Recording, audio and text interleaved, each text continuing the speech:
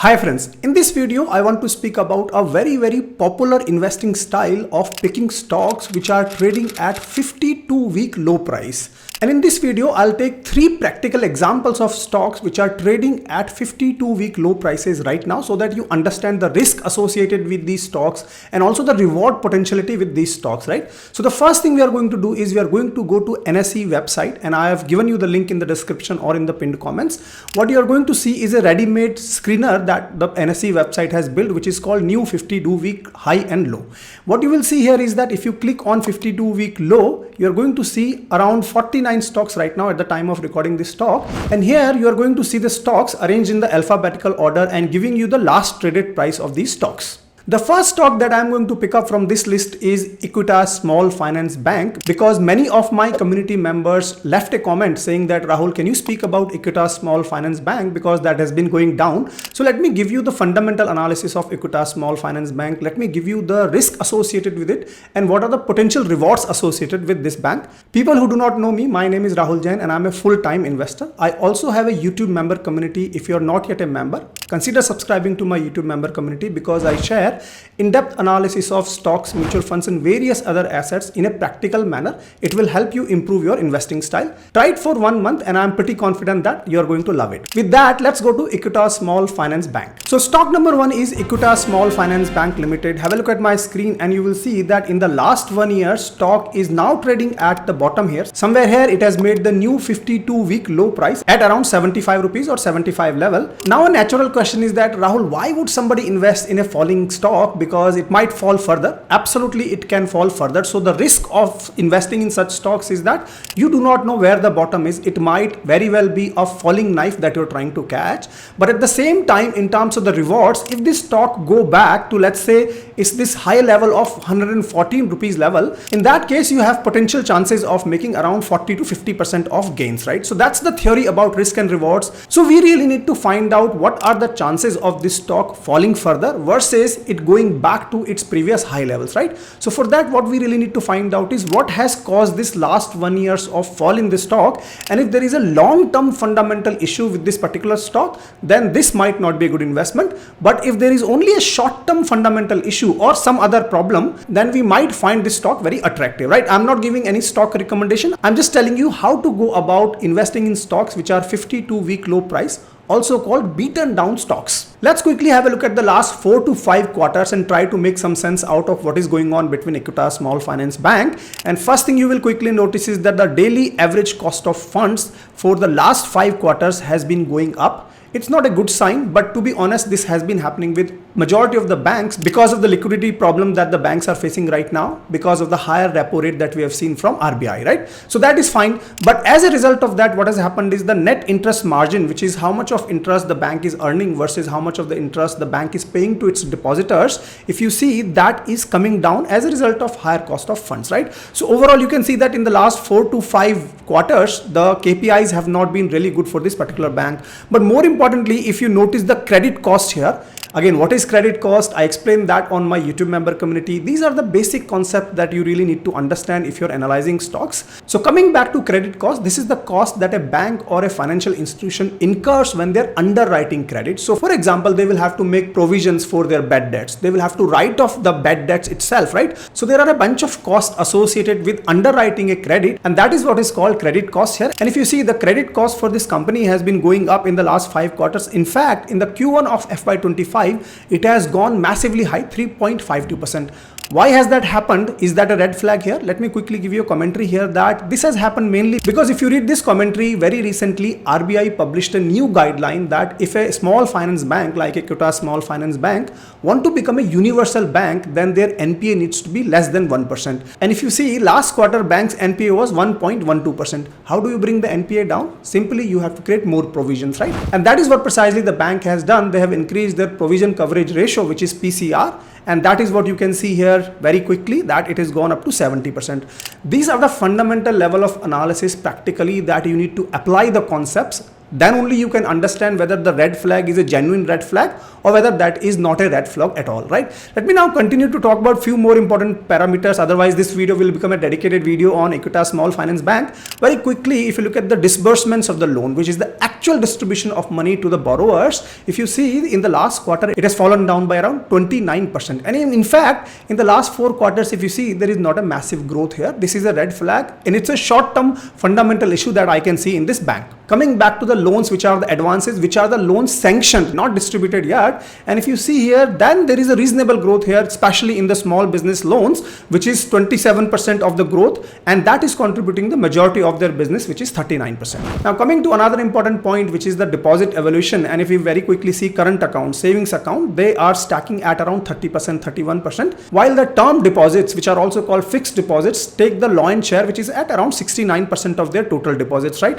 Now if you look at the growth in the last 4 quarters, very quickly I've done some calculations here, and you will see that year on year their term deposits have grown by 51%, and that is where it costs more money for banks to borrow the money from the depositors, while the CASA, which is current account and saving account, which is totally like 0 to 3% of interest that the bank will have to pay to the depositors, is only grown by 9.7%. So fundamentally I see that their CASA is not growing at a very high rate that I would like a bank to. These are some of the fundamental issues that I see with the Equitas Small Finance Bank. It does not mean that we should not invest in this company. Again, I'm not saying either way, but I'm giving you a bit of an unbiased approach here and analysis, and teaching you how to go about analyzing any small finance bank or any bank really. Moving on to 2 or 3 very important points that I really want you to understand. Number 1 is the profit and loss account, and if you see very quickly, you will notice that the PAT is down by 88%, 87%, and you will see in the news and media that, oh, Equitas Small Finance Bank profits are down by 88%. But if you dig deeper, you will see that the credit cost concept I explained to you,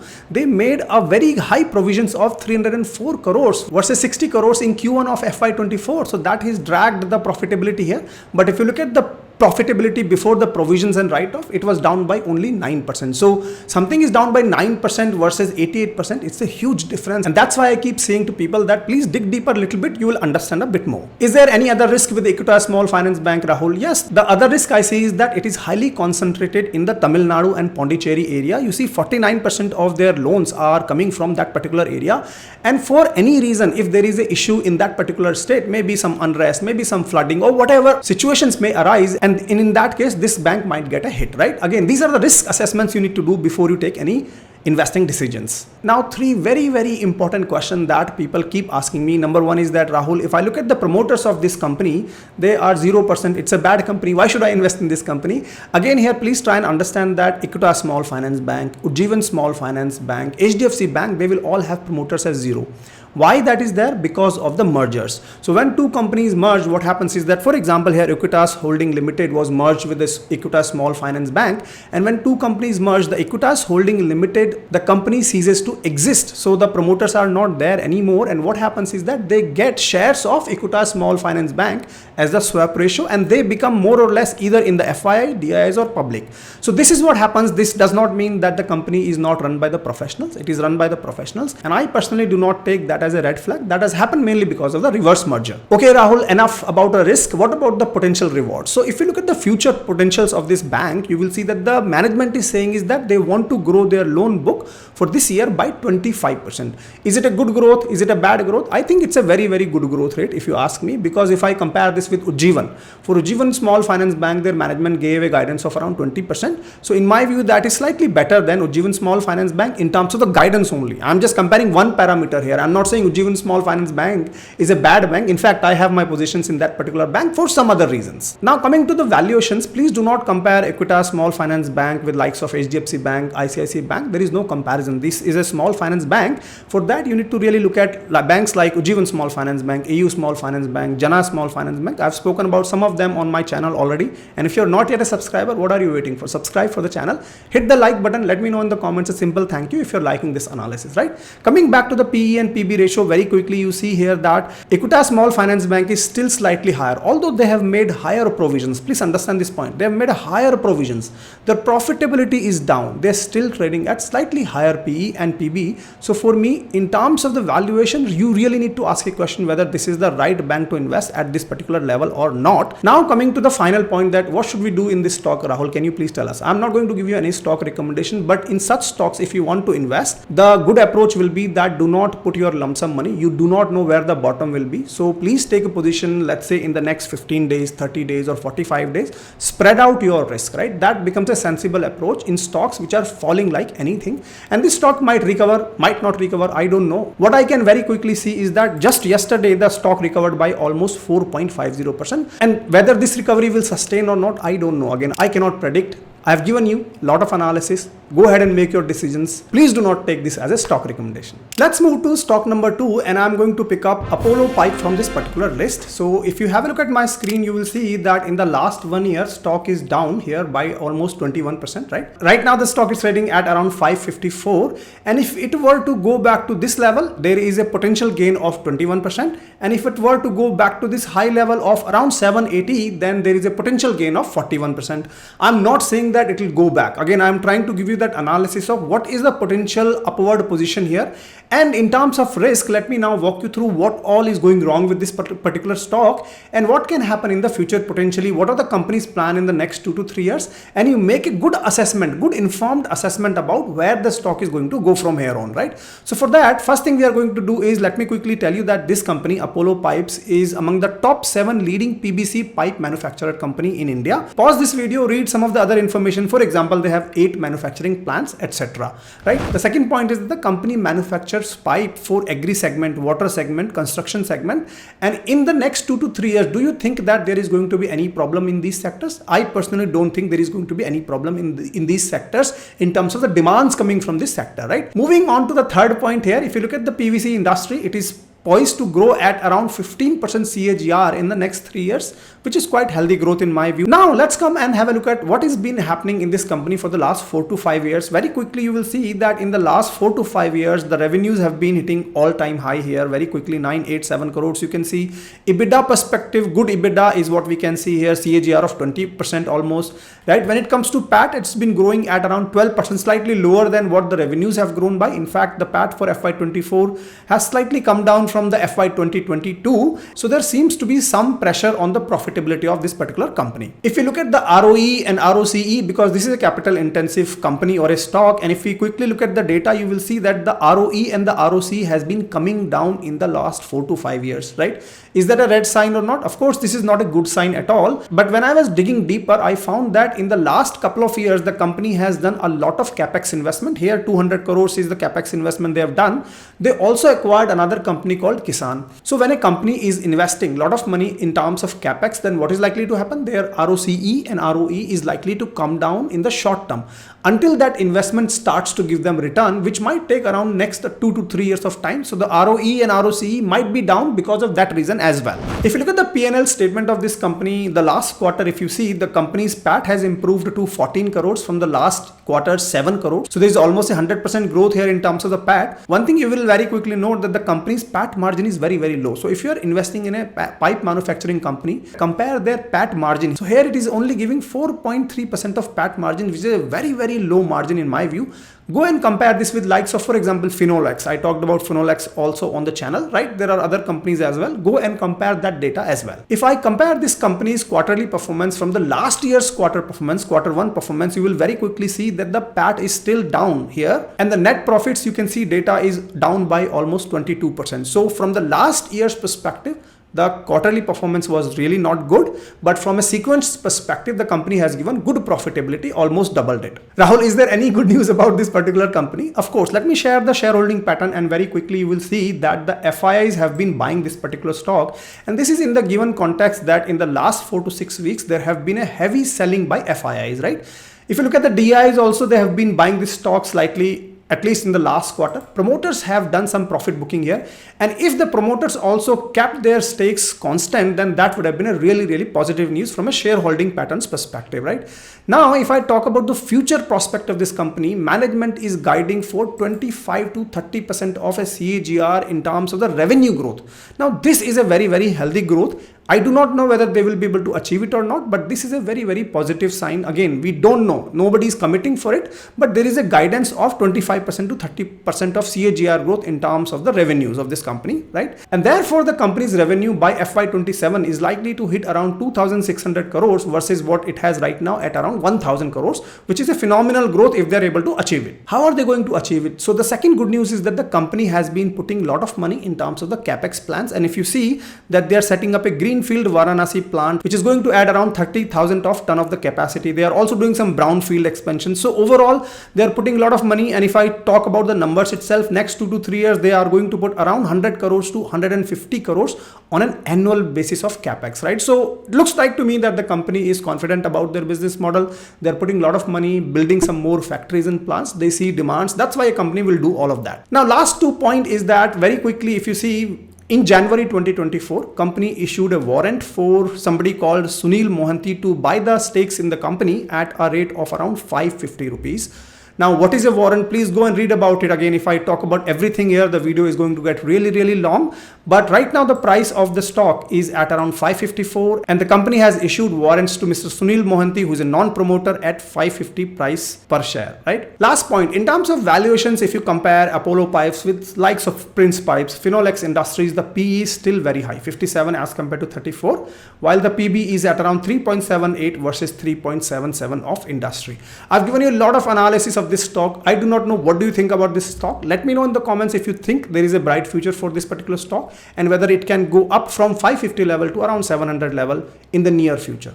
Let me know in the comments. Would love to read your comments. So far, if you're with me and if you have still not liked this video, request you to hit the like button. Let me know in the comments a simple thank you. It will motivate me to come up with such content for you at zero cost.